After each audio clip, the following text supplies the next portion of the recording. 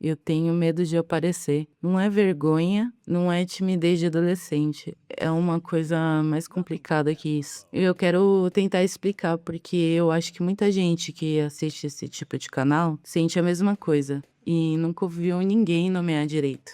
Mas antes, deixa eu te contextualizar quem eu sou, porque isso importa, para você poder entender o resto. Eu sou editora de vídeo há uma década. E isso significa que eu passei os últimos 10 anos sentada do lado de cada câmera, montando, cortando, ajustando, entregando o trabalho de outras pessoas. Eu sei exatamente o que faz um vídeo funcionar. Sei o que prende, o que dispersa, o que faz a pessoa fechar a aba em 10 segundos. Eu sei tudo isso. E mesmo assim, na hora de sentar para fazer o meu próprio canal, eu travei igual a qualquer pessoa que nunca editou nada na vida. Isso é engraçado e perturbador ao mesmo tempo. E é exatamente aí que esse papo começa. Tá, primeiro, o que é um canal faceless, para quem não tá por dentro disso? É um canal de YouTube onde o criador não aparece, simples assim. Você não vê rosto, às vezes nem ouve a voz real. Tem canal que usa narração sintética, tem canal que usa a voz própria, mas sem imagem alguma. O conteúdo visual é outra coisa, gameplay, desktop, imagens, animação, B-roll. E antes que alguém pense,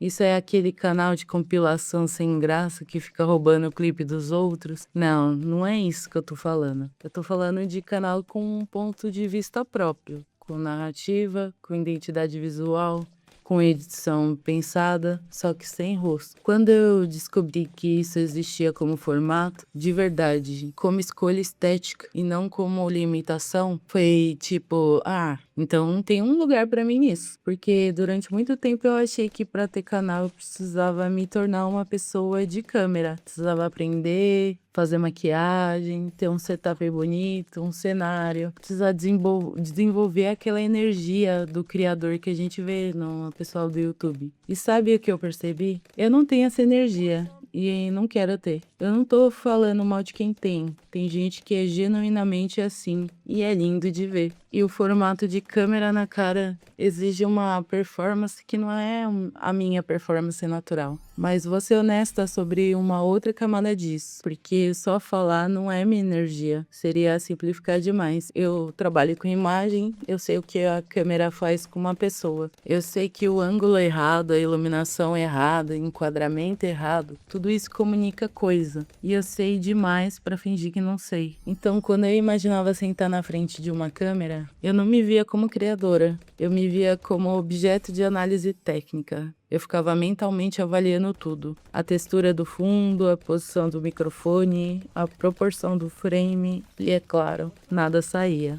A expertise virou obstáculo. A parte técnica que talvez me ajudaria a fazer um conteúdo bom, me fazia travar antes mesmo de começar. E aí o canal Faceless resolveu isso de alguma forma. Tirou a parte do rosto, né? Se você não aparece, você não pode ser julgado pela imagem. Você só pode ser julgado pelo que se fala, pelo que edita, pelo que escolhe mostrar. E aí eu voltei para o terreno que eu conheço, que é o som, o ritmo, a narrativa, a forma como as coisas são montadas. É quase irônico, eu escolhi não aparecer para finalmente aparecer de verdade. Quando eu comecei a contar que eu ia fazer um canal assim, as reações foram previsíveis. Você precisa parar para aparecer, para criar conexão. Um canal sem rosto não engaja. Rosto cria atalho emocional. Você vê uma pessoa, você lê uma expressão, você sente que conhece, faz sentido. Mas aí eu fico pensando em quantas vezes eu me apeguei a um podcast sem saber nem como é o apresentador. Quantas vezes eu li um texto de alguém e senti que aquela pessoa entendia exatamente o que estava passando, sem nem ter visto foto. Porque o que cria conexão não é um rosto, é você se reconhecer no pensamento de alguém.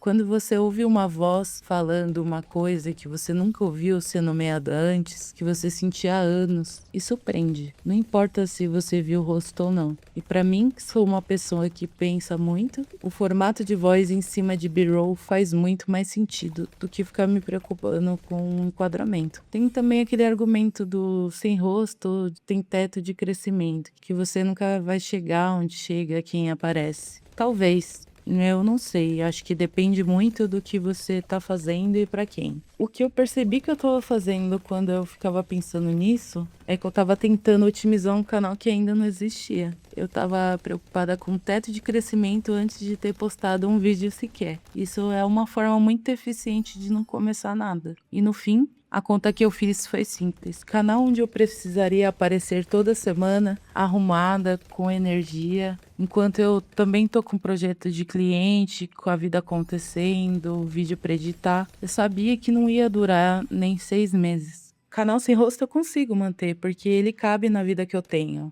não na vida que eu teria que montar pra ele. Uma coisa que eu acho que pouca gente fala sobre o canal sem rosto é o desafio de criar uma identidade, porque rosto é atalho. É o atalho mais fácil para criar a identidade do canal. Que a pessoa aparece, você vê como ela se veste, como ela gesticula, qual é a expressão dela quando ela concorda com alguma coisa. E de repente você sente que conhece aquela pessoa. Sem rosto, você tem que construir isso de outro jeito.